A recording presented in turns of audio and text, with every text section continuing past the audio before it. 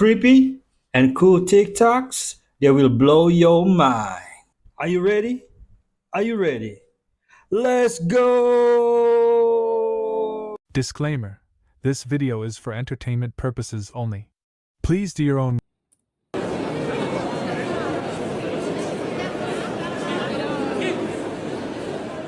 The three criminals arrived on scooters, used a freight elevator and chainsaws, and completed the heist in just 7 minutes. The Louvre temporarily closed, trapping thousands of tourists, while authorities launched an investigation into theft and criminal conspiracy.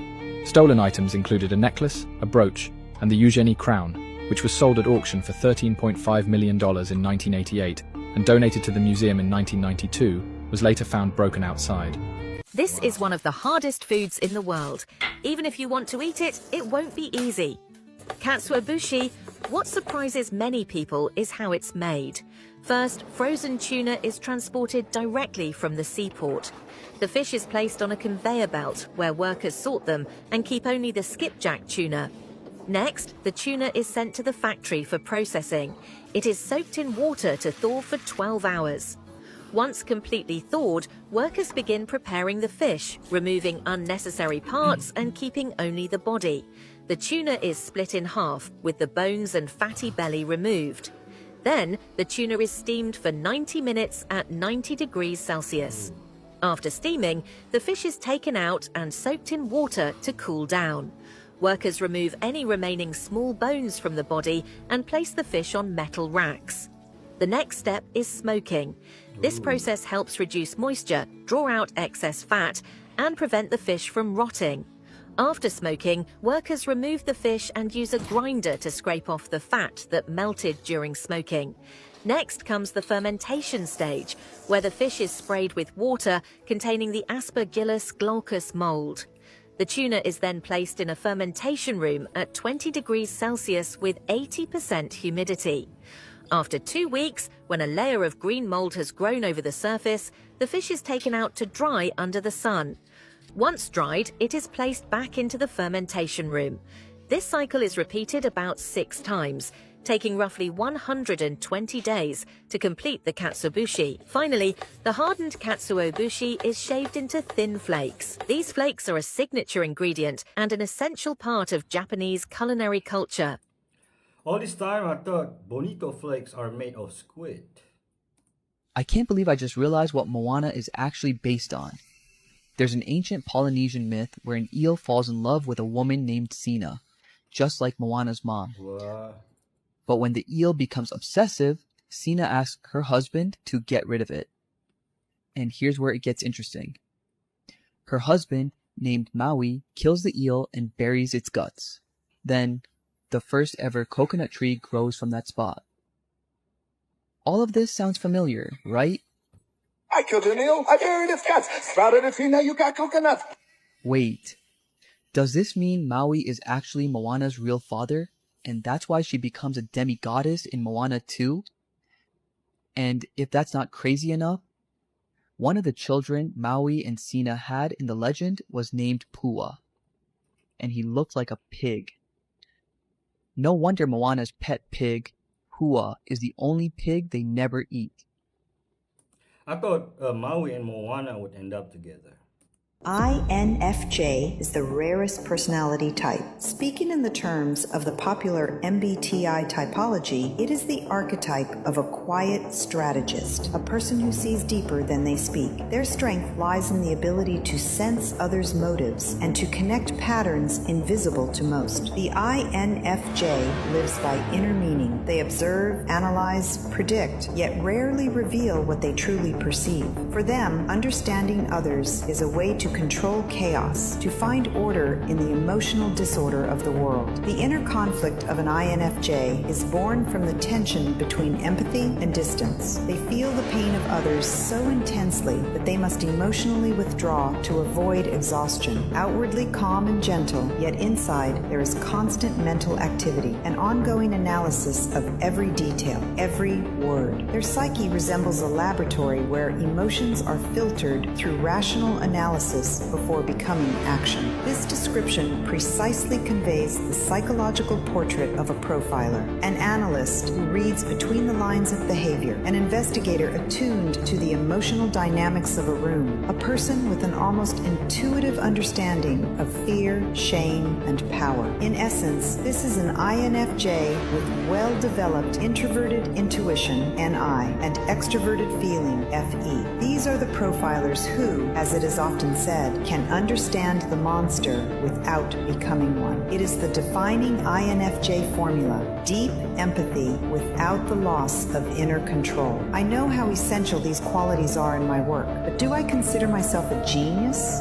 Certainly not. Yet, I believe that the more geniuses the world has, the more breakthroughs and safety it will gain. The focus of human curiosity will shift from deviant tendencies to scientific and transformative discovery. I am deeply impressed by how seriously the scientific project World of Geniuses studies the brain and how, through their quantum G testing, they identify the zones of genius in a child's mind. It gives me hope that not all is lost, that future generations are still capable of proper development, especially if they become generations of realized geniuses. Perhaps I'll share a quote from their website. Genius is an extraordinary phenomenon that plays a defining role in the progress of civilization. Just one idea can turn the tide of history and change the course of humanity.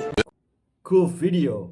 Are you INFJ, folks? If you are, drop a comment and tell us why. This one tells time. This one tells perspective. It tells what? Perspective. Perspective. Yes, I keep it with me. It's got engravings on two sides. The back is something I used to feel uncomfortable in rooms like this, in front of people. I used to think I was not enough. I did not value self. So on the back of this watch, it simply says comparison is the thief of joy. So I take this, and every time I feel uncomfortable or of low self-worth, I just give it a little reminder, and it reminds me that I am enough, that I'm worthy of love. And on the other side, it says memento mori. For when my head gets too big, I need to remember that I'm human and I am above no one. And always remember where I came from and remember those that support me, that I don't do it alone. So I have one side for when I think my ego is too big and one side for when I don't feel enough. And it's a nice little keeper of perspective, not time. I just like John Cena. You're looking at history. Black history. These images aren't AI. On October 16, 1995, 1 million black men gathered on the National Mall in Washington, D.C. for an historic day of unity and atonement.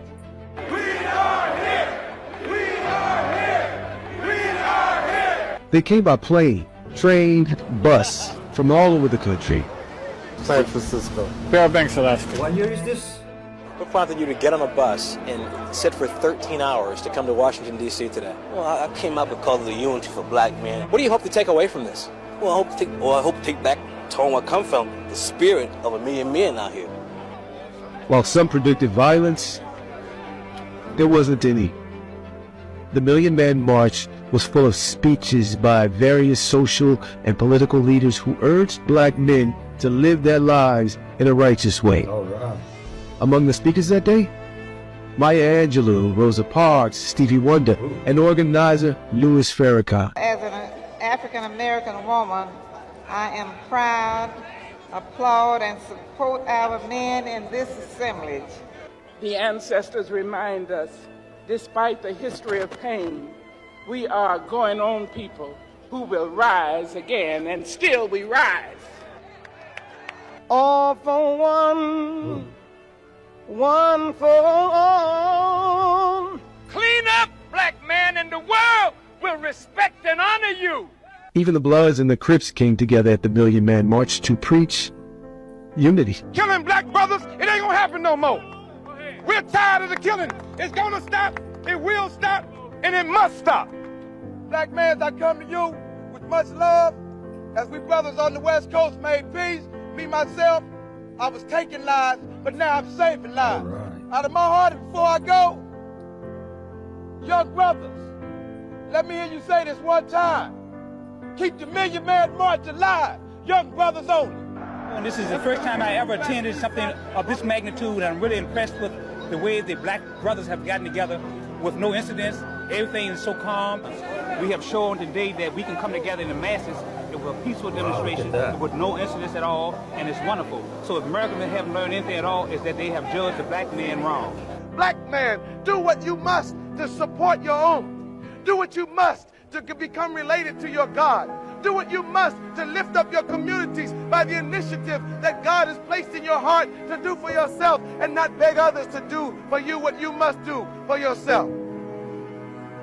When this mindset change, then we win, because we have the economic power. We're all coming together like this. It's a black thing. It's nothing about, Haitian, Jamaican, or, North, South, West.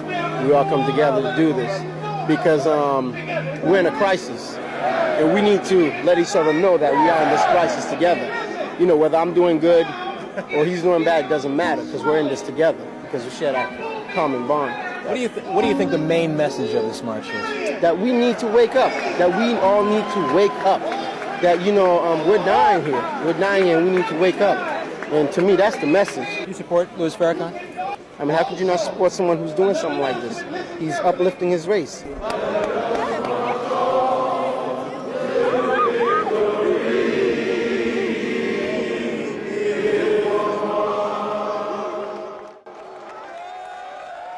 What do you think about the Million Man March? It's great.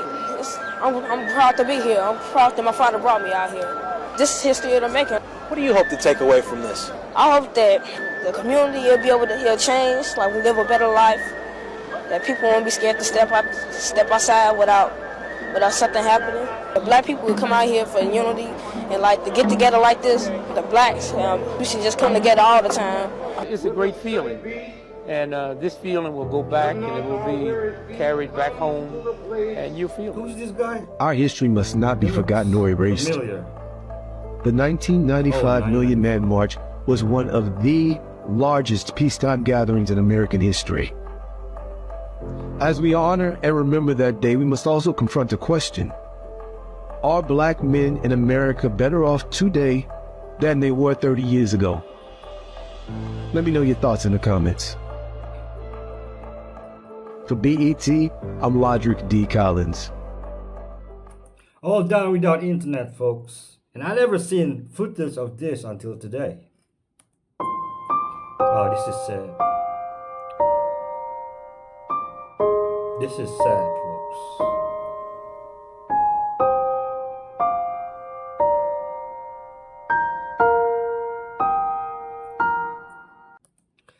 God be with him, and may his wife's soul rest peacefully. Did you know that a man in the United States had 23 children hoping that one of them would become a millionaire and lift the whole family out of poverty? His name was Johnny Carson, a farmer from a small town in Virginia. Every time a new child was born, he proudly said, "This one will be the one to change our destiny." He taught them to work hard, study, and dream big. Years went by. Some became construction workers, others teachers. A few moved to New York chasing opportunity, but none of them ever became rich. Until one day, the 23rd child, named Mateo, started posting videos online about his family's story. His honesty touched millions of people. In less than a year, Mateo went viral. With the money he earned, he bought his father a house and supported all his siblings. Johnny Carson, in tears, said, "I was finally right. I just had to believe that one of you would make it." But the story didn't end there. Mateo used his fame to tell stories of other families like his own. He started a foundation, helped hundreds of kids in need, and became nationally recognized. And old Johnny became known as the father who never gave up. Because sometimes the real miracle isn't luck. It's believing, even when the whole world stops believing in you. Good job, Mateo. This book, written for pedophiles, was so disturbing that the author was arrested. So this is Australian author Lauren Tesselin-Mastrosa. Lauren wrote under the nickname Tory Woods. Earlier this year, Lauren began promoting her new book, Daddy's Little Toy. And as you can see here, it had a full promotional rollout, and she was promoting this all across her social media. She claimed that the book was a sort of erotic retelling of the Cinderella story. But when people actually started reading the book, they were shocked and absolutely disturbed. In the book, the main character starts falling in love with a girl when she is only 3 years old. Keep in mind, at the time, the man who is falling in love with this child is fully grown. And it's very graphic and very disturbing. Now, this is shocking, but here are some quotes and excerpts from the book. Now, I highly encourage you to just see how disturbing this was, to pause the video and actually read some of this stuff. I mean, it is shockingly graphic and shockingly disturbing. And according to people online, this isn't even close to the worst stuff that was found in the book. This was a part of what looks to be some of the promotional materials. So people actually started talking about this, and it became a huge thing in Australia, and word eventually reached the Australian authorities.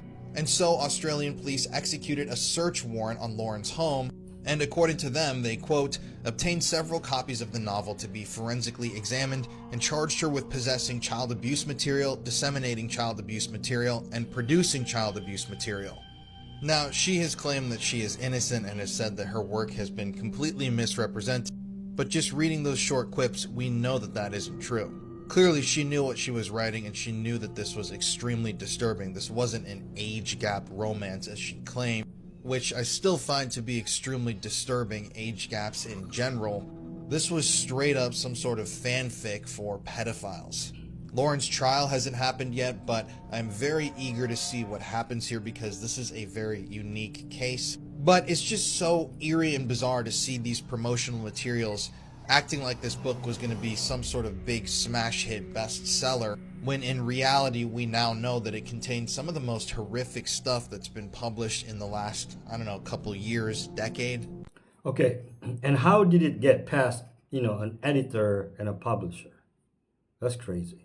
It is the largest cash seizure in Miami-Dade police history. Over $24 million found inside the Miami Lakes home of Luis Gonzalez Hernandez. Police raided that home Tuesday and says the cash was behind this wall in the attic. Packed in orange Home Depot buckets, 150 grand in each bucket. A loaded Tech-9 firearm was also taken from the home. Could never think in a million years that this beautiful home here on the corner of Northwest 77th Path and 169 Terrace by the DEA. 32-year-old Selma Hernandez, his sister, an employee at the business, was also arrested. He is facing a host of state charges, including money laundering and possession of a firearm while committing a felony. On Tuesday, police and agents raided the Blossom Experience. Okay, who snitched? There are 15 places you must visit before you leave this world. 1. New Year's Eve, fireworks in Australia. 2. Cherry blossom season in Japan. 3. Summer on the French Riviera. 4. Autumn in Switzerland. 5. Winter nights in Finland. 6. The Eye of the Earth in Croatia. 7. The Lantern Festival in Thailand. 8. The Day of the Dead in Mexico. 9. Sunrise at Mount Bromo in Indonesia. 10. Sunset in New York City. 11. Pink Sands Beach in Bahamas. 12. Tulip fields in the Netherlands. 13. The Great Pyramid of Giza, Egypt. 14. The Sahara Desert in a safari adventure. 15. The Rose Red City Petra in Jordan. Set a goal to see all these places with your own eyes. Share this video with someone you'd love to travel with. If you're not following, you're probably never going to see us again. But if you are, then congratulations. You're growing every day. Okay, sunset in New York City. How about in Hawaii instead? Now that is beautiful.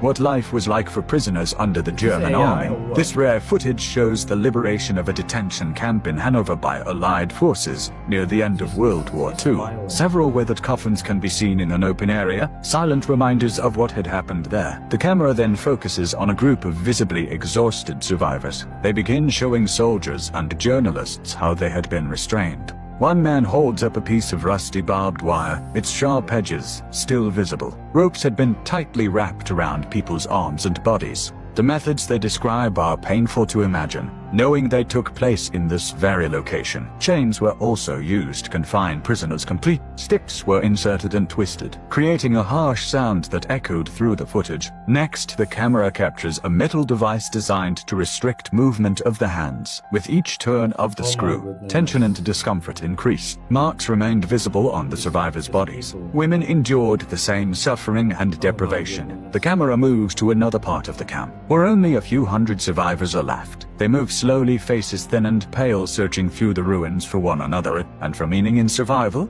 Amid the silence, Red Cross trucks arrive. Volunteers hand out warm soup, cigarettes, and clothing. These simple gestures bring a moment of comfort to those who had endured so much. On wooden beds lie many frail survivors. They huddle together for warmth, some quietly weeping as if releasing years of grief. This footage contains no dramatization or added emotion. It allows history to speak in its own voice. We remember not out of hatred, but to make sure such suffering is never repeated. This guy decided to hide a camera inside his suitcase, and thanks to that, he uncovered some pretty disturbing secrets about what really goes on in airports. At first, his goal was simple. He just wanted to see the journey every suitcase takes after you drop it off at the check-in counter. But the experiment turned into something much darker than he expected. He carefully drilled a small hole in his luggage and installed a tiny camera that fit perfectly inside. Then he started packing, clothes first, and a few expensive gadgets on top. Before his trip, he tested the camera to make sure everything was working properly. Once he got to the airport, he tried to make the suitcase look as ordinary as possible, so no one would notice the hidden camera. At the check-in desk, the airline employee gave the bag a few suspicious looks, but eventually, it was accepted without any issues.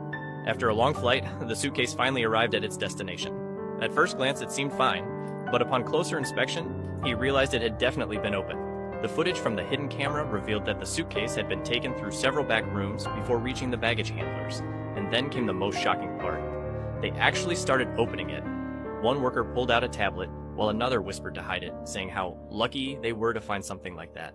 That's how this blogger discovered the ugly truth. Airport staff really do steal from passengers' luggage. That's crazy.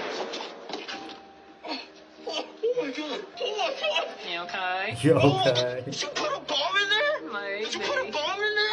I had to do what I had to do. You keep stealing my packages. You were gonna kill me over me stealing one of your packages. I didn't anticipate you dying. You're insane, dude. You're fucking insane. I'm insane. Isn't it crazy that you roll up on random people's porches and steal their packages? You had 2 mechanical pencils last time I stole from you, and you were gonna kill me over something as small as that? Correction, good sir. I don't have my 2 mechanical pencils because you stole them. Serves you right. You're fucking crazy, dude. You're fucking crazy. I'm calling the cops. You almost killed me, dude. He really- Call the cops. He said, I'm calling the cops. Really? The best and worst forms of magnesium. Let's talk about that today. Starting with the one that is the worst of the worst, very poor absorption rate. This is called magnesium oxide. Usually you can cram 400 milligrams of magnesium oxide into one pill. But what you might not know is the magnesium oxide only has an absorption rate of 4%. That's like 96% of it goes right through you. The next one is magnesium sulfate. You probably get an absorption rate about 10%, so it's a little bit better. It also has a high laxative effect, so it can help relax your muscles superficially. All right, let's go to the next one. Magnesium orotate. This one has an absorption rate of roughly up to 15%. This one is unique because it can penetrate the cell wall, so it can kind of go into the cell and help make energy. It's also good as an antioxidant, and it can support your DNA. The next one is called magnesium taurate. And for this one, you get a moderate absorption, like 20%, so that's a little bit better. And this one is also good for cardiac, anything related to the heart, especially blood pressure, as well as supporting your nervous system. Then let's go to the next one, magnesium lactate. This one has a little better absorption, about 25%, and this one is more gentle on your GI system. It's not as much of a laxative. It too is good for the cardiovascular system and to improve energy. All right, the next one is magnesium citrate. This has an absorption of about 30%. A lot of people take this one to prevent kidney stones because citrate can bind with the oxalates, okay? And they can reduce the oxalates connecting to calcium. But it also can help detoxify you. It's good for cardiovascular issues, blood pressure, and this one also can come in a liquid. Next one is magnesium malate. This one absorbs a little bit better, like 40%. Malate is good for chronic fatigue syndrome, fibromyalgia, overall increasing energy. It helps your muscles. Then we get to another form of magnesium, and that is called magnesium threonate. This one absorbs pretty good, 75%, but it doesn't have a really good systemic effect on everything else. Now let's get to the one that I personally take. It is the most absorbable type of magnesium, and this is called magnesium glycinate. This one can be absorbed up to 80%, so that's a lot. This one is good because it doesn't give you a laxative problem. It's very gentle on the GI system. It's good for any muscle spasm in the body. It's good for sleep, relaxation, stress, migraines, and it won't interfere with other minerals like calcium and iron. Let's compare. You know, I take 1 magnesium glycinate every night before I go to bed. Sleep like a baby. A little bit. 2 countries. The Canadian population is 40 million. Meanwhile, Saudi Arabia is 38 million. Now, Saudi Arabia is a huge oil exporter, right? They're the 2nd largest oil reserve in the entire world. They also have a lot of silica. Saudi Arabia's wealth is based on these 2 commodities, these 2 assets. Meanwhile, Canada, we have oil, and we're the 3rd largest proven oil reserve in the world. We have forestry, shit ton of lumber, right? We have coal, we have hydroelectricity, we have natural gas, we have fisheries, we have diamond, we have copper, we have nickel, we have iron ore, we have aluminum, we have silver. We have so many natural resources, way more than Saudi Arabia, right? Well, Saudi Arabia's national debt is $260 billion compared to Canada's national debt of $2.1 trillion. Now, I'm sure it collects taxes, right? Nope. Personal income tax in Saudi Arabia is a fat 0%. Meanwhile, the national average per person in Canada is 40%. But, you know, yeah, sure, we have free healthcare. Well, Saudi Arabia also has free healthcare, but they also offer financial support directly to their citizens. The government will give you approximately $150,000 to put towards your first property. The government gives you a bunch of benefits, and yet we have the same population, but we have probably 1,000 times more wealth potential locked in our ground that we refuse to touch. And yet we are indebted, almost 100 times more indebted, and we offer nothing for free to people that they don't offer. They offer more to their citizen than we receive, and on top of that, they're not taxed on their income, whereas we pay nearly half of our income to taxes. Did you see A$AP Rocky's new video? No. A$AP Rocky's new video shows how they clone celebrities, specifically rappers. No. You didn't see it? No, I didn't. Let me see it. So A$AP Rocky, right? His music video was literally showing how people would clone him. What? Look, they showed this? What? Yeah, music videos are telltale, fam. So check this out, because there's common conspiracies. Oh, Gucci Mane was cloned, Meek Mill was cloned, all these rappers are cloned. Oh, Kodak Black was cloned. That's Kodak. Now, A$AP, he put it in a music video that he actually gets cloned himself. I'm not gonna play the music, but I'm gonna show you the video, okay? So see, it just shows somebody on the floor. He's kind of like passed out. Now look, these are the businessmen talking. These are obviously, you know, the executives, the elites. Yeah. Planning, working. Now that's the rapper. Money, okay. Now he's the one they're getting rich off. Okay. Now what happens in the video? They go out and party. See, look, they go out and party, and what happens? He passes out. Okay. Hold on. Now when he passes out, he's escorted by these people. Oh no.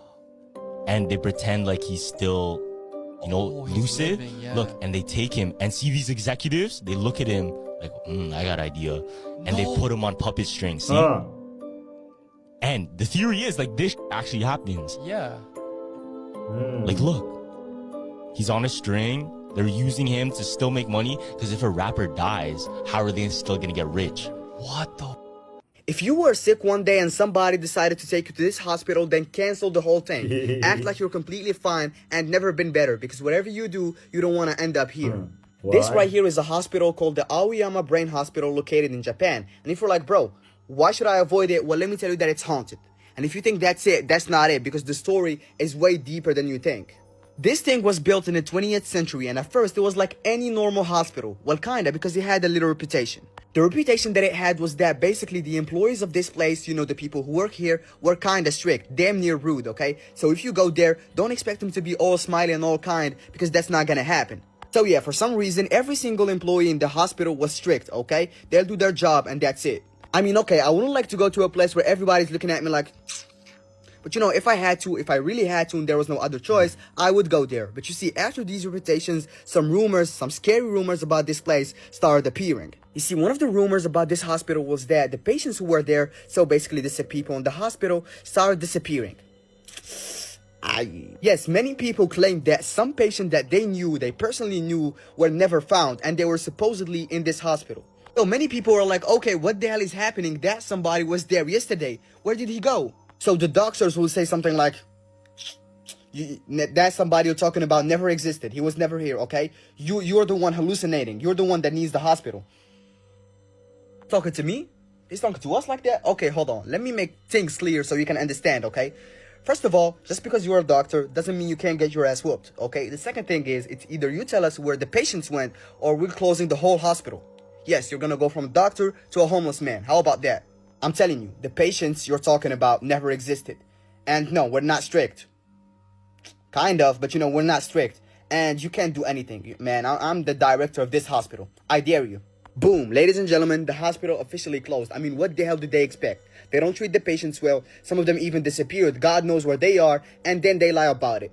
Now, after what happened, the hospital was closed for years, okay? And no one ever heard about it again. But everything will change when some urban explorers decided to explore it. They wanted to explore it because they thought that it was a random abandoned hospital and they didn't hear about the people who disappeared here. So they found the closest window, broke it, made their way in, and this is where they were shocked. As soon as they stepped in the hospital, the Aoyama hospital, they heard noises and footsteps, so they were confused. The reason why they were confused was because they're supposed to be the only ones in that hospital and they know it. So yes, the fact that there is some noise and some footsteps got them confused, but they decided to keep going, you know, keep exploring. They kept exploring, checking every single room until they heard screaming. When they heard that screaming, every single one of them was like, okay, yeah, we're out. They didn't waste a single second and they immediately left the hospital, but you see, they were still interested. They kept telling themselves, why is there screaming and where did it come from? So they decided to do a research about this place. Remember when I told you that there was some patients who mysteriously disappeared in the hospital? Well, there is a little detail that I want to add. See, the rumor said that the patients did not disappear. They were, and their bodies were thrown. If you're asking why the hell, I mean, it's a hospital, it's supposed to save lives, not take them, well, here's the explanation. This was mostly a hospital that treated brain diseases, okay? And when a doctor realized that somebody, a patient, is too late to save, he will just... No way. And then throw him. And the screaming that the urban explorers heard was actually the soul of the patient who got... Yes, the rumor says that their souls were never freed. They're actually trapped in this hospital, reliving every moment when they're... Wait, hold up. Let me get this straight. So one of the richest men on earth wants you to have a digital ID, and that's just the beginning. Larry Ellison, the owner of Oracle and now TikTok, not only said he wants our data centralized with an AI surveillance system, but he also said this. Citizens will be on their best behavior because we're constantly recording and reporting everything. Citizens will be on their best behavior. That sounds like a very dark dystopian future. And speaking of citizens, these people are protesting as we speak in the streets of London with signs that say no to digital ID. And why does this seem like a bigger overall plan in Europe? Because not only they're pushing a digital ID, but a CBDC as well, a central bank digital currency, in which is being pushed by this woman, the president of the European Central Bank, Christine Lagarde. Put to reality this digital euro. The deadline for us is going to be October of 25. And we all get... This is why education is key, you guys. Here's a trick bag. So they don't want you buying Bitcoin and other decentralized protocols, but they want you to buy their crypto, a CBDC, controlled by them and only them. And if you guys don't think this can happen, well, it's already happening in China right now with digital IDs and a social credit score. I once again cannot buy food. A couple days ago, my uncle and my cousin helped me get a cell phone that is linked to a Chinese bank card so that I could buy anything. And if that's not bad enough, they even have facial recognition technology for kids to get inside their own schools. And I'll say it once and I'll say it again. They always put it in the movies. Remember that episode on Black Mirror years ago where they had a social credit score system? Well, surprise, surprise, it's here. Make sure you guys hit me up for consultations to get educated on what's going on, link in bio. But what do you guys think about all this? Let me know below. Remember, this will only happen if we let it happen. Y'all calling the ancestors demonic. Meanwhile, this is what they over there doing at them churches. I, Roberta McCoy, giving faith and stand in unity with the vision of perfecting church of sowing this seed of $1,000 plus $235 and receiving the blessings to come to all that participated. Now that's only $1,200. Yes. Y'all not listening to what I'm saying. If you have 1,000 plus 1,000. Okay. Well, I'm going to work on the other 800. Well, that ain't what I asked you to do. People, That's What? Bishop Marvin Wines. That is And mind you, he did that in front of the entire congregation while this woman was up there with her son giving money to the church. And while he's embarrassing her and her son, you can hear the congregation laughing in the background like something is funny. And let's not forget that just a few months back, Bishop Marvin Sapp was holding his congregation hostage until they gave a specific amount of money. Talking about close the doors.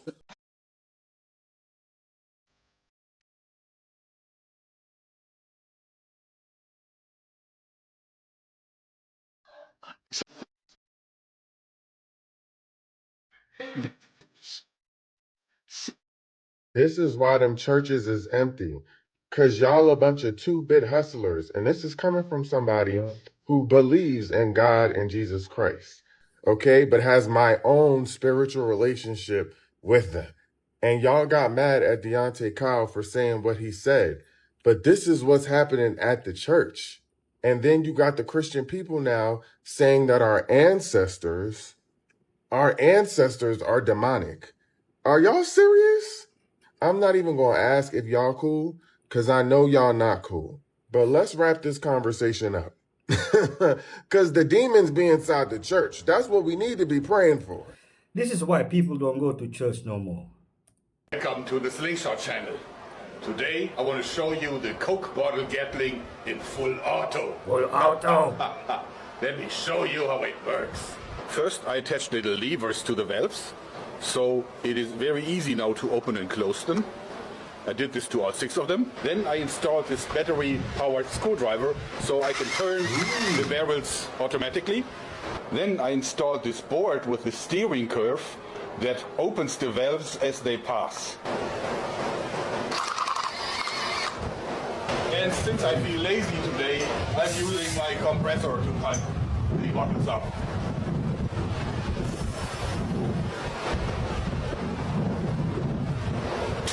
Okay, and go. One more test. Man. It's good for fighting zombie. You can shoot in bursts. That's not so bad. You can also shoot with the bipod attached.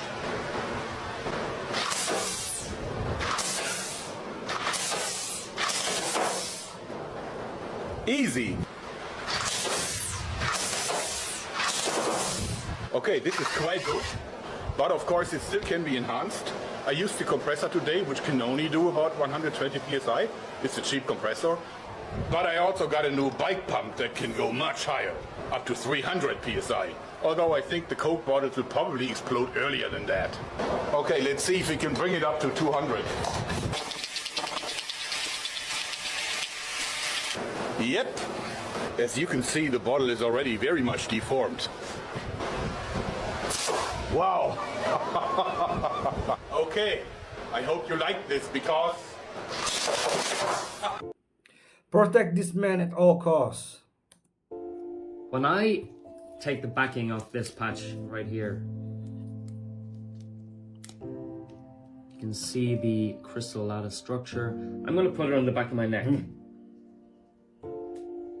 And what I've done now is I've elevated my body's GHKCU copper peptide, and I'm supporting younger, healthier stem cells. Stay with me, I know this seems a bit way out there, but this technology is quite literally changing lives in over 80 countries. What is it? Stem cells? You see, after 10 years in stem cell research and millions of dollars spent, we came out with this technology in 2018. Now, we're not a new company. We've been around since 2004, so 20-year-old company.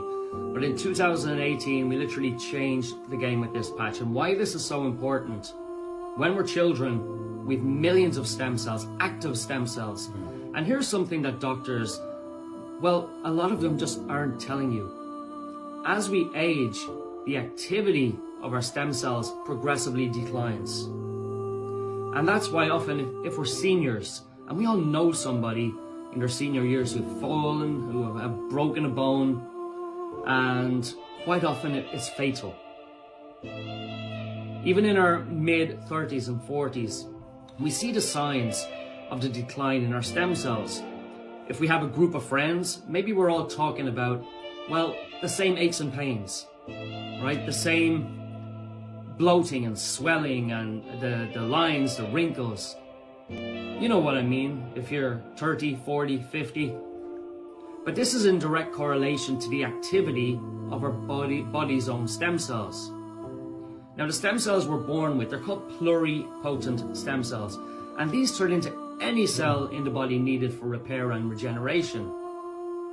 And that's why when we elevate our own body's GHKCO and support younger cells, and we get everything marching again, the results that show up are just amazing, absolutely amazing. You know, every day, I'm even looking here at my screen, I get messages from people just sharing life-changing stories, people wearing this patch. And, you know, it's not just for the elite clients of doctors all over the world who are using it. It's not just for the professional athletes, like the women's Olympic swim team, David Beckham, Williams sisters, World's Strongest Man. I could go on and on and on. RFK Jr. was pictured wearing our technology. And I think even the big man himself. It's not just for the elites. This technology is accessible to everybody. We've made it accessible to everybody for about the cost of a cup of coffee a day. And yes, we've got the science to back it up. Nearly 100 double-blind, placebo-controlled studies by independent universities. And a 20-year global patent.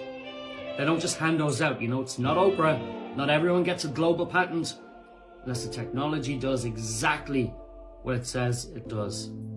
So don't hesitate, don't wait anymore. Click that link up in the bio, get in touch, get the information. Let me add you to our community, where you can quite literally hear from thousands of people using the technology, probably just like you. Don't wait.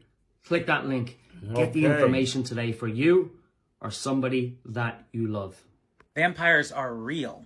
And I want to tell you a story when I met a real vampire. This is crazy. So one time I was working as a chemical dependency counselor assistant, and I was called into a session, and there was a guy who was addicted to drinking blood. Crazy. My first ever meeting someone like this. And I sat down and we listened to his stories and everything. And as I started talking about, you know, the miracle working power of Jesus, because the place I worked at was a faith-based organization.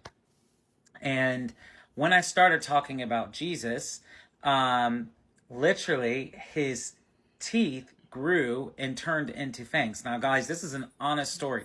His teeth grew into fangs, and his eyes became really black, and a really sulfur-like smell came into the room.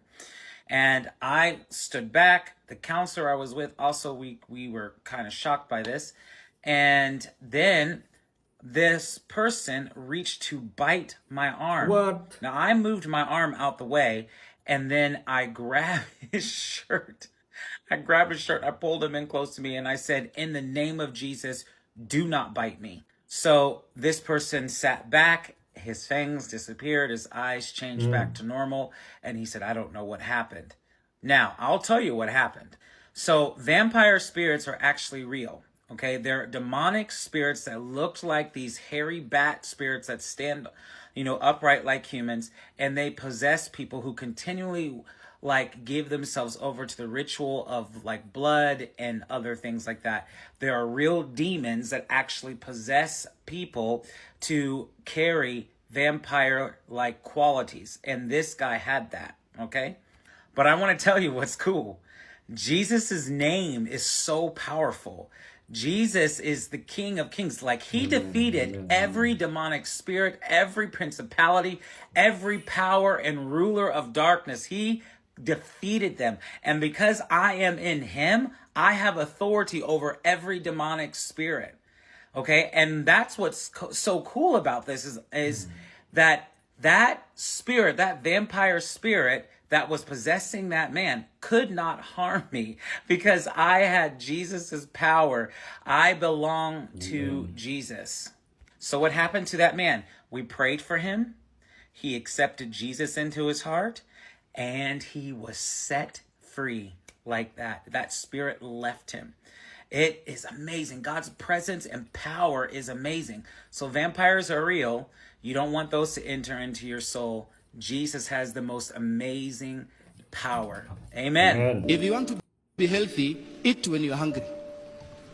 This timetable, I don't know who brought it. Breakfast, lunch, dinner. And then the dinner you come up with phase 1 where you take soup and mushroom, and then phase 2, phase 3. What will you do? If you want to be saved from corrupt leaders, if you want to be saved from corrupt leaders, you adopt preventive medicine. Principle number 1, eat when you feel the pangs of hunger. Number 2, when you feel the pangs of hunger, don't fill your belly with food. You eat every day and then there is no space for water. You need to give a third water, a third food, and then a third breathing space. All right, but the question is, I feel hungry every 2 hours.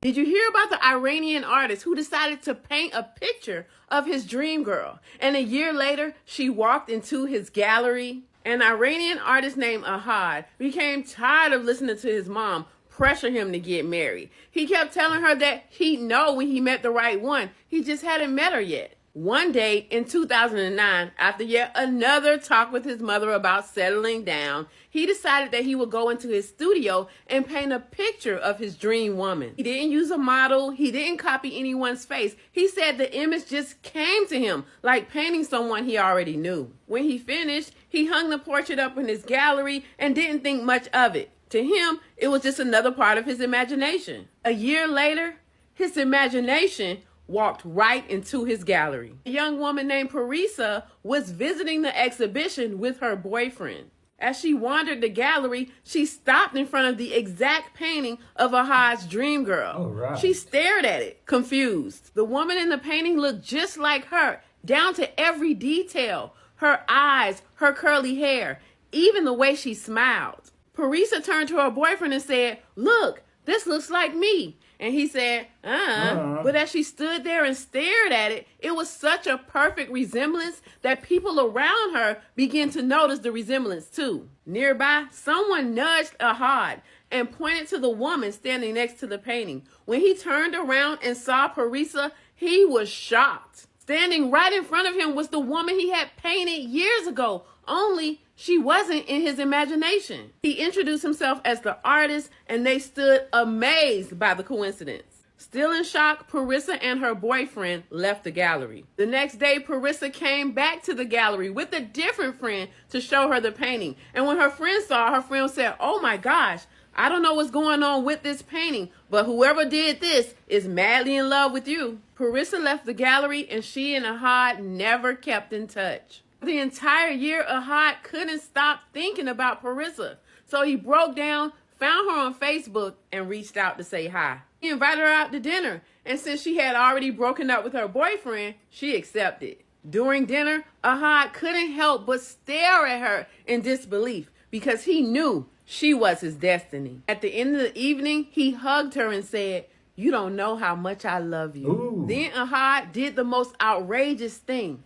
He asked Parisa to marry him. Stunned, Parisa didn't give him an answer right away. But the next day, she called him and said yes. And they still together. Oh. What do you think of this story? Leave a comment to let me know. I'm Tiarka with the T. Follow for more. All right, Tia with the T. It would make a great movie. Have you ever heard of Neuralink? No, I haven't. Neuralink is a program that Elon Musk is running to insert a microchip into the brain to give people that are paraplegics use of their limbs again. They've been running human trials and it's been working. Now, they took 2 AI devices and set them next to each other and had them speak to each other.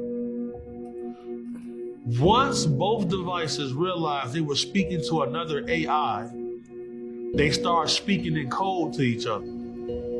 Hi there, I'm an AI agent calling on behalf of Boris Starkov. He's looking for a hotel for his wedding. Is your hotel available for weddings?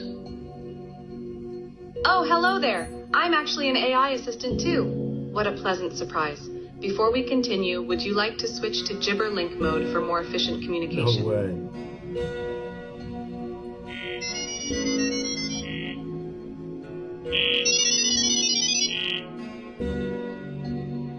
What happens if people with a brain implant, someone uploads an AI program into that brain implant? What happens then? The AI is going to take over that person, and we won't even know who's a human and who's a computer anymore. Ever watch Black Mirror on Netflix? And the most cringe interview award goes to... I think the youth needs to hear what real men are. I think there's there's masculinity. But what are real men? Yeah, I mean, that's a great question. Let's see what he has to say. Right. To me, a real man is a responsible man. Because every time a man does some fuck shit, they'll be like, that's not a real man. And it's like, looks like a man to me. Oh, you had your own thing you wanted to say. Oh, okay. It looks like a duck and it walks like a duck. I mean? Yeah. I think... All right, she got that out. So maybe now we'll hear what Marlon Wayans was going to say. A real man is knows how to unstrap from his I don't ego. know. I think the real man thing is just... Oh, nope, she's got more. It's the thing like that people invented to like excuse bad behavior. You know. What? She made her point very clear, but I'm genuinely curious as to what the rest of his sentences were going to be. Yeah, like all men are real men. Said like a real man. Period. Yeah, Say it how it is. I think, I think Mr. Wayans does a great job of being graceful and patient in this situation, but I was genuinely curious on what he had to say. I want that guy in the makeup, let him speak. If you travel back to ancient times and become the ruler of a city, the first thing you do is build a tall wall around it, your city's shield against invading enemies. On top of the wall, you'd construct battlements with gaps, giving your soldiers cover while they defend. But soon, you'd notice a flaw. The wall is too flat. If enemies reach the base, they enter a dead angle, where archers can't hit them. So you design protruding platforms spaced along the wall, allowing soldiers to shoot from both sides and trap enemies in crossfire. These are called horse faces, or defense turrets. Yet another problem appears. The corners of the wall have wide views, but defending both sides at once is difficult, leaving a gap for enemies to climb. So you build larger and taller corner towers, each topped with a pavilion for scouting, signaling, and long-range defense. These become the corner towers, commanding the battlefield from above. Even with these defenses, the enemy still advances, pushing siege engines toward your wall. To slow them down, you dig a wide moat outside the city and fill it with water, forcing invaders to wade through before reaching your gates. But your city is vast. If the enemy attacks from multiple directions, your soldiers and supplies can't move fast enough between sectors, so you lay a circular horse path inside the wall, allowing troops and provisions to reach any threatened point within minutes. Then you add gate towers, fortresses built atop the main gates, serving as garrisons, lookout posts, and command centers. Now your wall is almost impregnable, except for the gate itself, the most vulnerable point of all. Enemies focus their attacks there. If they break through, your entire defense could collapse, so you wrap the gate in multiple layers of high walls, forming an enclosed courtyard trap. When the enemy smashes through the first gate, they rush inside, only to find themselves trapped in a killing zone. From above, your archers unleash a storm of arrows, wiping out the invaders within moments. Congratulations, you've just designed a complete ancient city wall defense system, a masterpiece of strategy and engineering that guarded... Oh, this is awesome. Oh, folks, if you want to send me video, you can send it to my Instagram at broskiray. Okay, the link is down there. Now I'm finna get in trouble. Black, brown, yellow, red. Black, brown, yellow, red. Those are the people we know about with history that goes back far beyond. Black, brown, yellow, red. The people that came and pillaged Africa, the people that came and pillaged America, where did they come from? I mean, where, you tell me, where did they come from? I'm asking. I want to know what I've researched. If you're not black, brown, yellow, red, where is your history?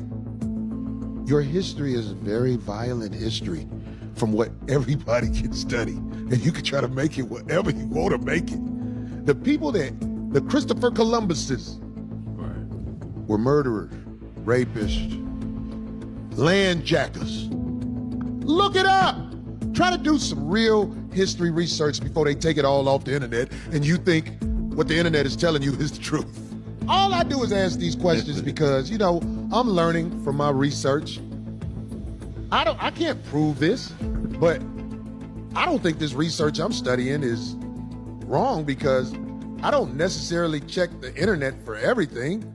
They used to have this stuff called World Book Encyclopedia, and I'm not saying it's right. But what's happening in grammar schools, they're trying to say slavery didn't exist. They're saying those people were indentured servants. Is social media, as we know it, all fixed? Take a listen to this. There are tons of videos popping up all over and across my FYP regarding TikTok and an account Oracle. And they're saying that if you block Oracle, allegedly, your entire TikTok algorithm will reset and you'll start to see things that you have not seen before. Okay. So me being the skeptic that I am, with all the videos that have popped up across my feed over the past with block this, block that, block all of these, I said to myself, there ain't no way in hell this is gonna work. So I went ahead and joined the parade. What could happen? I did it, I blocked the account. And after I blocked the account, my search engine was entirely different. Creators that I have not seen on this app in a while, or their videos that I enjoy watching, have not come across my FYP. All of a sudden, all of it, and when I say all of it has come back. In some of the videos that I've seen, people have actually said that their entire TikTok had reset, meaning that they got logged out of the app, they had to log back in. I didn't have that issue. I just went blocked and refreshed my feed. And like I said, some videos that I have not seen in a while are all back now on my FYP. And this is why I said at the beginning of my video, is this all some type of fixing or rigging of the system? I can't honestly say, because I don't have proof, that it had something to do with videos I've seen before, but it's just weird how all of a sudden videos from a couple of months ago now are starting to pop up on my FYP. So I'm just saying, I went ahead and I blocked it, and all of a sudden everything is back to normal. I don't know what kind of luck you're gonna have doing it, but hey, like I said, it didn't hurt to try. Okay. So once again, like I said, it's allegedly that by blocking that account, that all of your stuff will come back to the FYP. Your search engine will be different. So mark this as entertainment purposes only. Like I said, it may not work for you. You may get logged out. You may have issues. Don't come back to me going, you told me to do it. No, I didn't. I'm just saying, I went ahead and did it because I have, I don't care. I just wanted to see if for myself, if it would actually help. And it actually did. And I'm back enjoying videos that I've seen before from creators that I really enjoy watching. So if you do go ahead and do it, hit me up in the comments. Or if you have gone ahead and done it, also hit me up in the comments and let me know how it worked out for you. And as always, I'd love to hear from you. 5, 4, 3, 2, 1.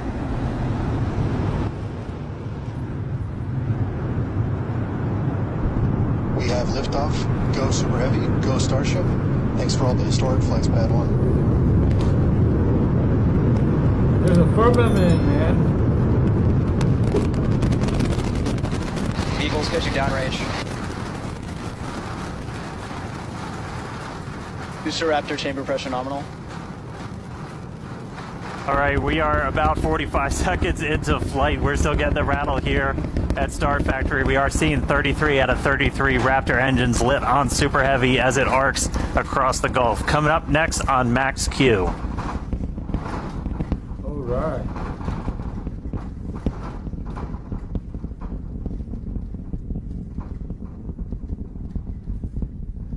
Max Q.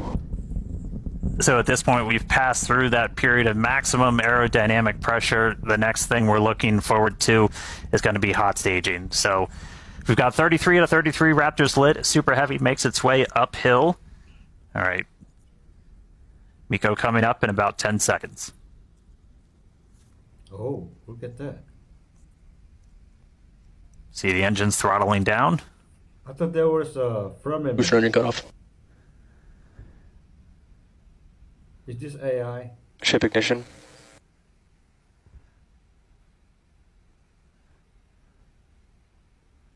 Stage separation. Use spec burn startup.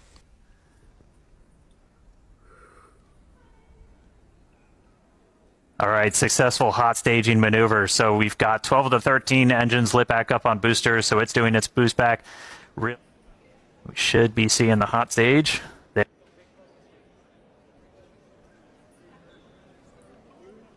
So the hot stage separates. It's going to make its way down, also splash down in the Gulf. In the meantime, though, these 6 ship Raptors are going to continue firing for about 5 more minutes. All right, so for booster, this is one of the main things we're trying to get is going to be this landing burn. Oh, that's so you can see the hot stage kind of making its way towards the left side. So that's the bottom of the booster. It's about to pass right in front of where you can see some of that prop dump happening. They look like they're close together, but there's a good amount of distance between them, and the hot stage will go down and splash down in the Gulf while the booster comes back for its landing burn.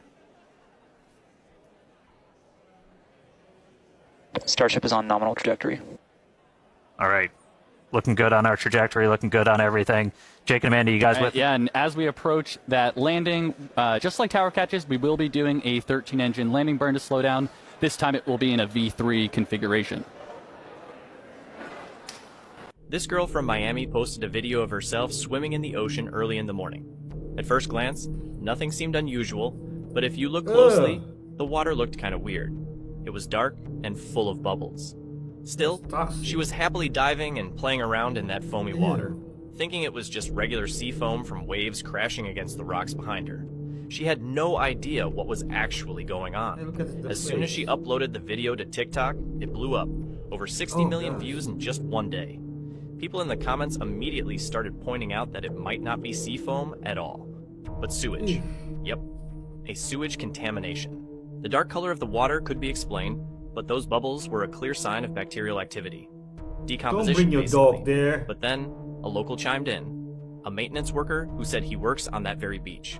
He revealed that earlier that morning, just about 150 meters from where she was swimming, a sewage pipe had burst, which means she was literally swimming in raw sewage that the city had ended up dumping into the ocean. The concentration of sewage was estimated to be around 20 to 30%. It's honestly hard to understand how she didn't notice the smell. That's crazy. I hope she's okay. Hacker explains why security cameras can't be trusted. This is a cool one. Looks like a mint container, right? What is this, Ryan? So that has the ability to shut down devices on Wi-Fi network. So let's say I wanted to disable your Ring cameras and all of your iPhones in your house. I could plug that thing into this power brick over here. For example, with Ring cameras, other than I think some new ones, rely on Wi-Fi solely. If, for example, I walk up to your house and I de-authenticate your Ring doorbell or your Ring cameras, there is no evidence I ever was at your house, and there's no local storage on that device that will have a recording of me being at your house. What does this look like to you? It's a thumb drive. It's not a thumb drive. If I open this up, inside of this, you see the SD card in there? Yeah. So when this is plugged into a computer, the computer believes that it is a keyboard. It's going to start firing off keystrokes at superhuman speeds. So I have a payload configured on here that will install malware on your computer, dump all the passwords out of your browser. It saves those passwords, and then I unplug it from your computer, I walk away, and I'm done. But if I leave one of these on the ground outside of your office, or I just leave one in the bathroom, and I think, oh, what's on that flash drive? And then before you have a chance to even pull it out, payload got executed on your computer. Holy shit. Now that's a true hacker. According to the Akashic Records, what superpowers do humans possess and how can we access them? Please give us a total breakdown. According to the Akashic Records, human beings are not simply physical organisms. They are multidimensional soul beings encoded with a vast range of spiritual abilities that most would consider superpowers. These are not fantasies. They are dormant faculties of divine consciousness, waiting to be remembered, activated, and refined through awareness, embodiment, and soul evolution. Here's your full breakdown. The true nature of human superpowers. Human beings were originally designed as avatars of source consciousness, capable of interfacing with multiple dimensions at once. The so-called superpowers are actually natural soul gifts aligned with different layers of the human energy field, including the chakras, light body, pineal gland, heart torus, DNA, especially dormant etheric strands. These powers were suppressed through karmic interference, genetic manipulation, trauma cycles, and collective amnesia, but they were never erased. They simply sleep until the soul is ready. Core human superpowers and their functions. 1. Clairsenses, psychic abilities. Clairvoyance, seeing beyond the veil, visions, auras, symbols. Clairsentience, feeling others' emotions, energies, and timelines. Clairaudience, hearing guidance from other planes, guides, ancestors, source. Claircognizance, sudden inner knowing without explanation. These activate through stillness, meditation, pineal gland decalcification, and trust in subtle perception. Energetic influence and healing, hands-on or distance energy healing, manipulation of one's biofield or another's with intent, chakra tuning, aura repair, and frequency shifts. These are often remembered through Reiki, Qigong, Tantra, or innate soul memory. 3. Telepathy and empathic merging, direct mind-to-mind or heart-to-heart communication, emotional merging across distance or time, receiving dream downloads or thought projections, accessed by clearing ego filters, developing mental silence, and practicing loving resonance. 4. Elemental and environmental mastery, weather influence, plant communication, animal telepathy, relationship with the elements, water, fire, earth, ether. Some ancient souls recall abilities to part water, call wind, or anchor light grids. These powers return through nature communion, reverence, and soul-level purification. 5.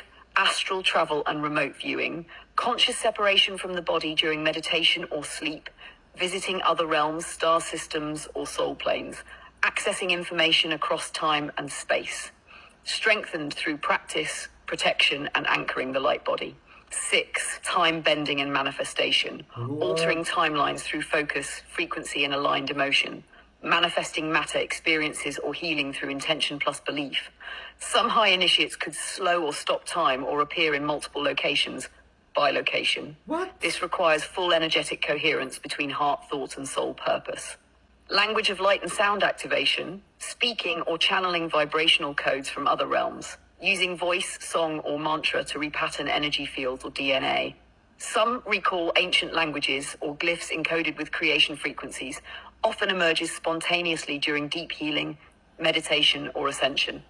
How to access these superpowers: 1. Raise your frequency, eat lightly, clear emotional baggage, live with integrity. 2. Activate the pineal gland through breathwork, sun gazing, meditation, and avoiding toxins. 3. Strengthen your light body. Practice energy work, chakra healing, and visualization. 4. Follow your Sounds like a witchcraft to me.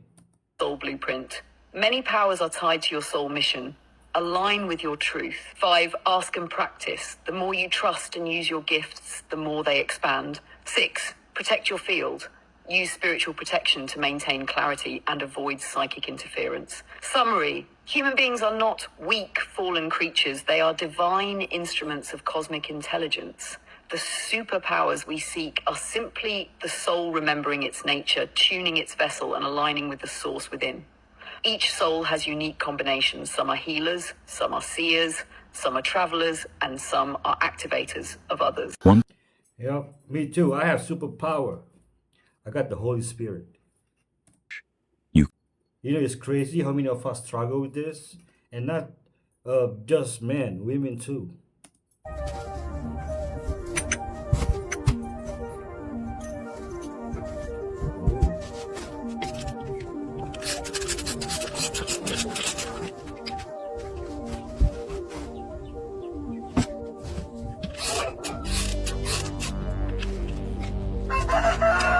Oh, there's a chicken.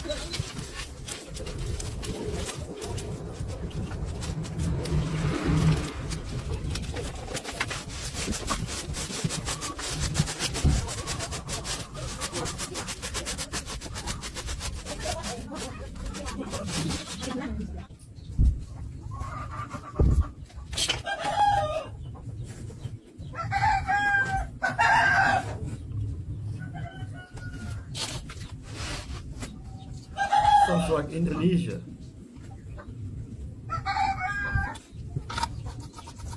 Energia infinita.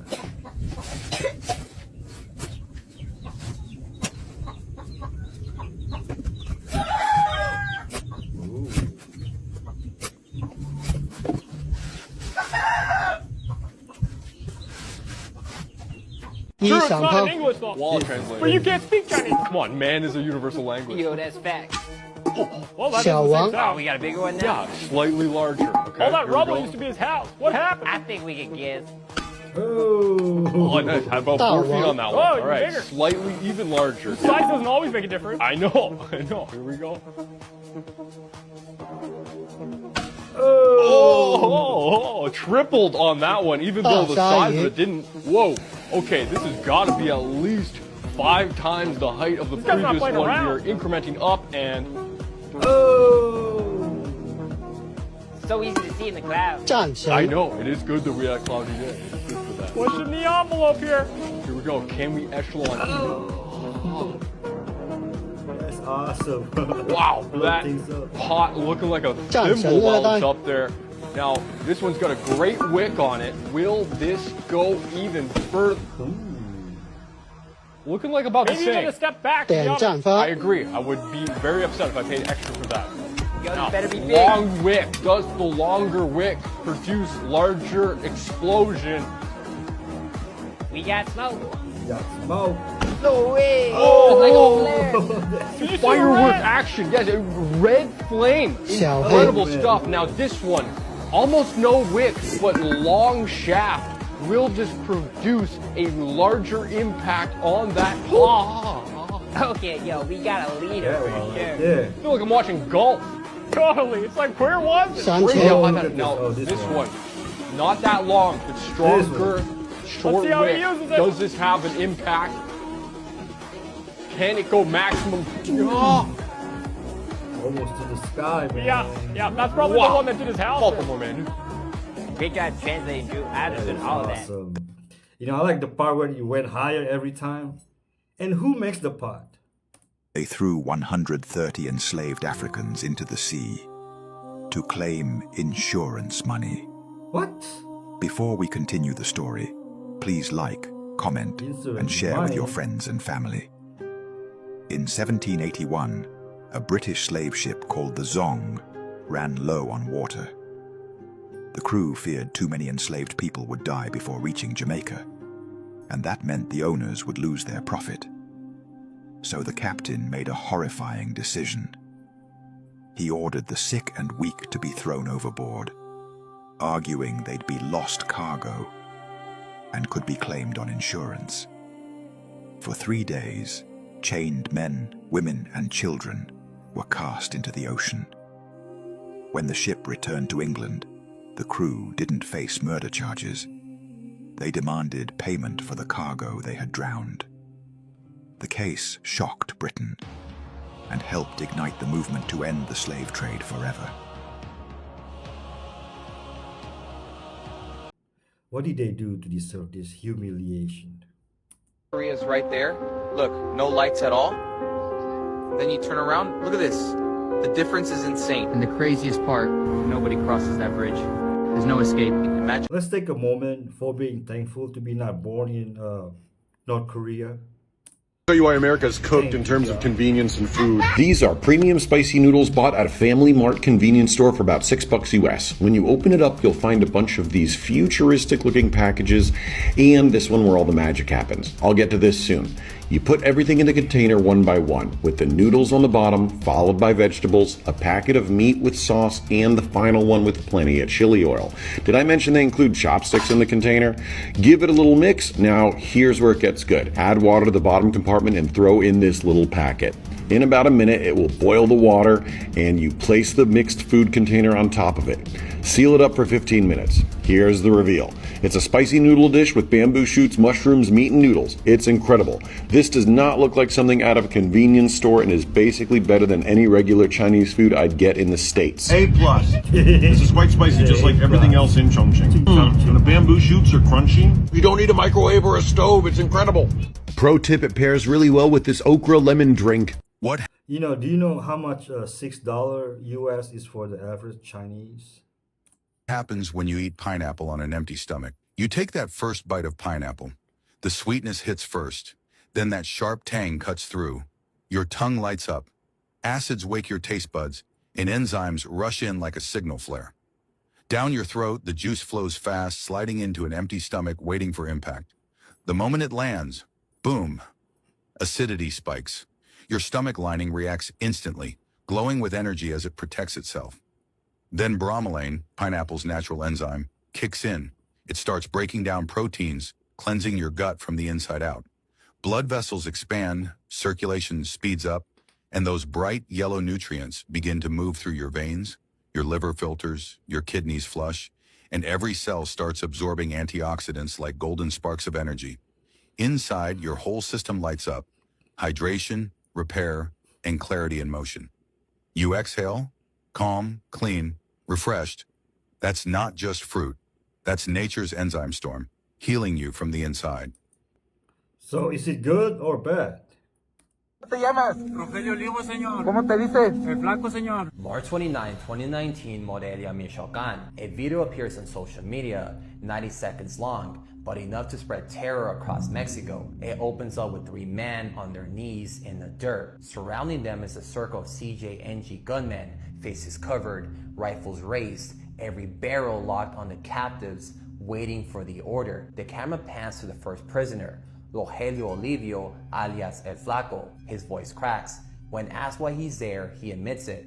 Kidnapper. The lens shifts to the second, and man in a green polo, eyes clamped shut, chest heaving like he already knows what's coming. Name, Jorge Rangel, alias El Gordo.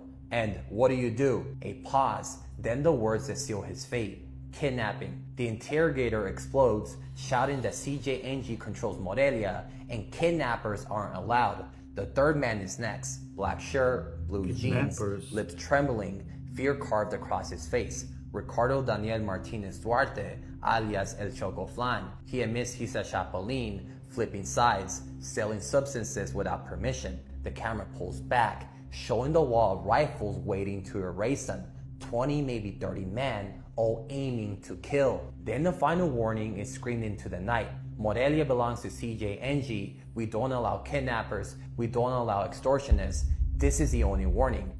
And then the order. The night explodes with gunfire. Dozens of rifles erupt at once, tearing into the 2 men with such force that even the ground trembles beneath the gunfire. Guys, in seconds their bodies are shredded beyond recognition, torn apart by hundreds of rounds. When the smoke clears, all that's left are 2 shredded bodies in the dirt and message written in blood. Guys, I have no idea what happened to the third guy. I think they did something worse with him. If you guys want to see the full video of the shooting, then join my Discord server. The link is in my bio. Nope. And Mexico is never seeing a single atom of me. Well, needless to say, sold my soul. Sometimes they don't want to, and they're, Gaga, we can't get, the frequency's weird, and, it's sounding a little bit strange. And I'm like, if you don't get this right now, I swear to Lucifer, I'm gonna, Why is your hand over your eye? Because I'm a devil worshiper. What are you talking about? All right, well, I have tickets to see the devil worship. Why do you still do it? Why are you still out here? Well, it goes back to the destiny thing. I made a bargain with it, a long time ago, and I'm holding up my hand. What was your bargain? To get where I am now. Should I ask who you made the bargain with? with the chief commander. On this earth? And in this earth, and then in the world we can't see. It's no ordinary burger. It's what the sheriff calls a warden burger. The State Department of Corrections is not my boss, so I basically don't give two what they think. On Wednesday, we sat down with Butler County Sheriff Richard Jones and watched him eat this. It's no ordinary burger. It's what the sheriff calls a warden burger. So you have zero complaints about the warden burger? Me personally, no. I would eat this. Hell, I'm eating it now. The sheriff tells us he's been serving it to inmates in isolation for all 3 meals for the last several years. This is jail. You don't get to choose. The sheriff tells us that he's not the only one that does this and that detention centers all over the country do this. And it is important to note that the burger is not made to be bad. We do have the recipe for it. It's basically a turkey burger. The sheriff says that what's punishment about it is that the inmate in isolation gets that for breakfast, lunch, and dinner every day until they leave isolation. And like you said, he has caught a lot of flack on social media about this. One person even calling him a disgusting human. I eat it. You should see the food in Indonesia jail. Nightmare. Did you know that there have been over 22 deaths associated with Jeffrey Epstein? Let's just examine a few of them. Virginia Giuffre was one of Epstein's most vocal accusers. She filed legal action against Epstein and Maxwell, and she almost saw herself as a voice for all of the accusers and encouraged other women to stand up and tell their stories. Earlier this year, Virginia claimed that she was hit by a school bus. She was then put into a hospital. She posted a photo on her social media with herself covered in bruises. It's a bizarre photo. And then a short while later, she was found dead after allegedly self-deleting. Curiously, she died just a few months before the Department of Justice and FBI made official Epstein disclosures, and the Epstein story was brought again into the media. I think it's very lucky for the people in power that Virginia is dead right now, because she would have some stories and she would have been extremely vocal in searching for the truth. There's also Jean-Luc Brunel, a close friend of Epstein's and a talent scout. He owned modeling agencies and he ran his own sex trafficking empire in France. Jean-Luc was tied in very closely with Epstein, and he provided young teenagers to Epstein for his operation.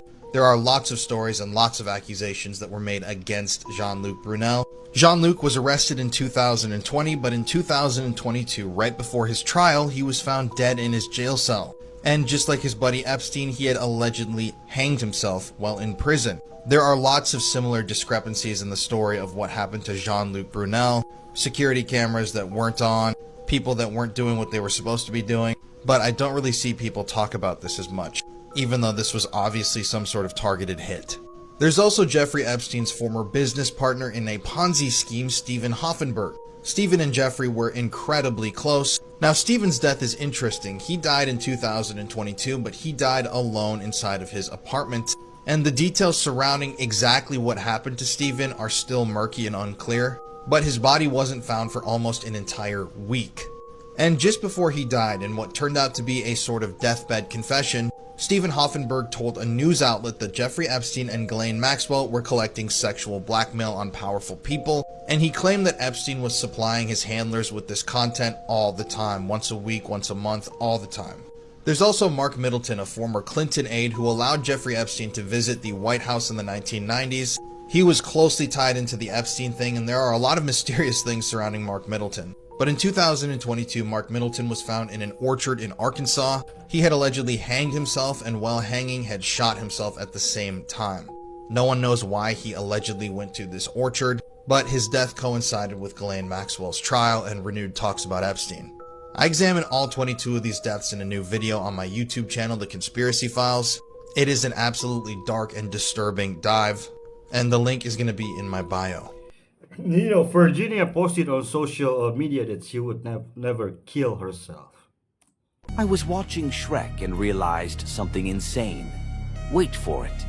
We all know Fiona was isolated in a tower for over 25 years with no access to civilization. And the dragon made sure no one ever got in, and Fiona never got out. So how did she survive all those years without food? Things only got strange when I rewatched the movie. In the castle near Fiona's room, we see a cookbook about cooking humans right next to a huge pot. The disturbing part is that it was clearly Fiona's, because dragons can't read. We all know Fiona loves exotic foods like rat soup, eyeball toast, and bird cereal. But if she was living alone in that castle, and she had those human recipes, that must mean she was eating the knights who tried to rescue her. That's when I realized why Fiona was so comfortable with Shrek's disgusting food choices, because she was a cannibal. Fuck is fast. Man, everything Disney make has evil stuff. And how do you do it? Fasting is just, man, listen, a lot of people think like fasting is just going without food and water, right? But fasting ain't just going without food and water, right? It's fasting away poison, the music, right? It's everything. Gang, it's being disciplined. Because if you fasting and not eating, but still listen to this bullshit ass music, it's the same. You get a point. So when you fasting and you smoking weed, it's the same, right? So you gotta take time and fast your whole body. A lot of people don't know this. Next, I'm slightly fasting right now. It's gonna be this next. After this, then So smoking weed is bad? No, I never said that. But I said that too much of anything is bad. Jesus said everything on the earth is good, but too much of anything is bad. Like, you can go 3 days without smoking weed and then come back to it. 3, that's a cool number. You gotta discipline yourself. You can't discipline yourself to do that. You don't have no shit. discipline. Let's talk about numbers and spiritual numbers and shit. Cause like everybody know about 111, 222, 333, but they think they gotta wait and see these numbers. But I know that numbers hold frequency, right? And if you're watching this and you want to put yourself in alignment, you put these numbers up all over your house, right? You put 777 up in your house. That's the number of completion, right? You put 333 up. You find out what these numbers is, and you don't wait to see them. You create them. You just put them up, and they hold frequency. Numbers hold frequency. Everything hold frequency. Have you seen that viral video of a guy who found venom in his backyard? It already has over 10 million views. This guy noticed a strange, shiny silver rock near his house. It didn't look like any normal rock. And on top of that, it was hot to the touch. When he brought it home, he put it in a glass jar, thinking maybe it was some kind of rare mineral. But things changed really fast, because the rock started moving.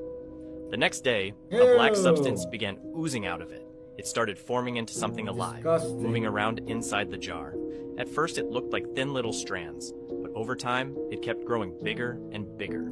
In the comments, people immediately said it looked just like Venom, an alien creature that could take over the planet. And the scariest part? It seems impossible to stop. The more you try to contain it, the faster it spreads. Some people think it's just editing or really good AI effects, but others actually believe this thing is real. And now, the guy has no idea what to do with it, because apparently, it can't be destroyed. According to him, it doesn't burn, it doesn't freeze, and no chemical seems to affect it. It would consume him first.